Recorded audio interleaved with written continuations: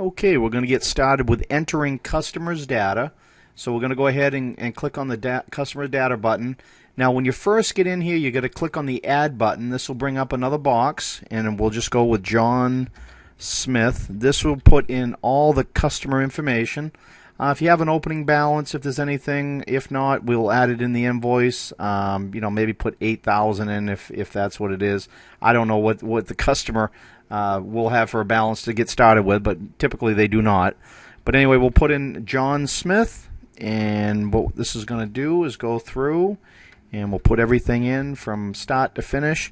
This really is a good, in-depth, intuitive piece of software. This is really a great.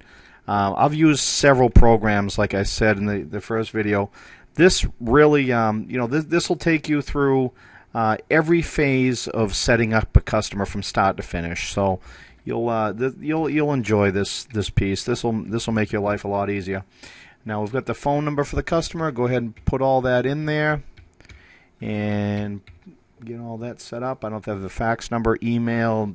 Typically they have something for an email. Just pop in their email. Now we're going to go down to their postal code 04106, and this is where you're going to put in their address. They have to have, you got to put the information in here so you can have their invoices created correctly for billing and also for mailing address. We'll go down and we'll go over to additional information. What type of job you're looking at. This is going to be a residential. Just add in, typically residential roofing. TIAL. Always gets me. Okay. Save on that. We'll just go ahead and save that one. So when you click on it, you'll be able to click on that. You'll go through and set up all your terms and everything. How you do your payments. Typically, we'll get a 50% deposit.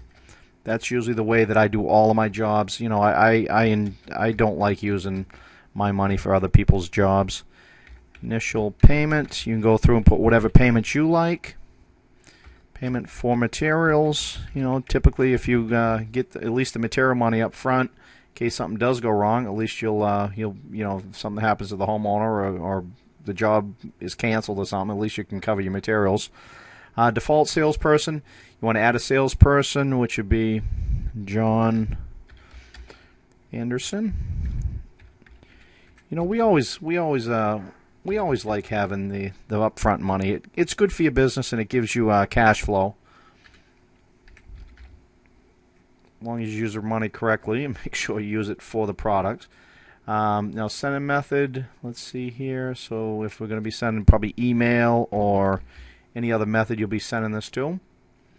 The ability with email. So payment information, credit limit. This is only if you have credit card information or if you're financing the deal.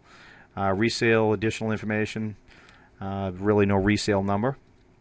Now the job information, what you want to end up doing is add a start date or anything. We'll get more information out of this.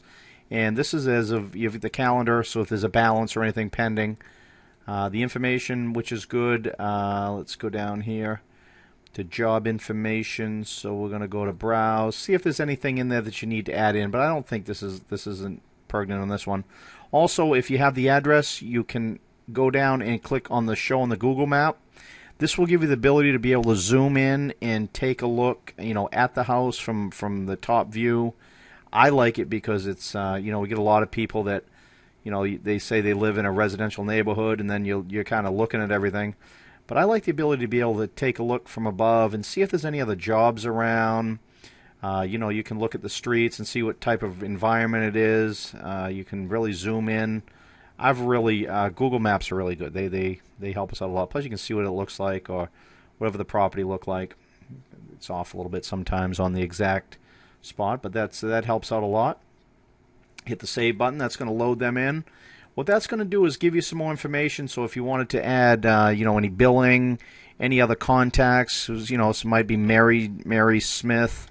As the wife, just in case you call up and she's not there, any fax number, additional phone, cell phone numbers are good to have in case something goes wrong. If you open up something and you need to do some wood replacement, This is basic company information, so this will put everything in.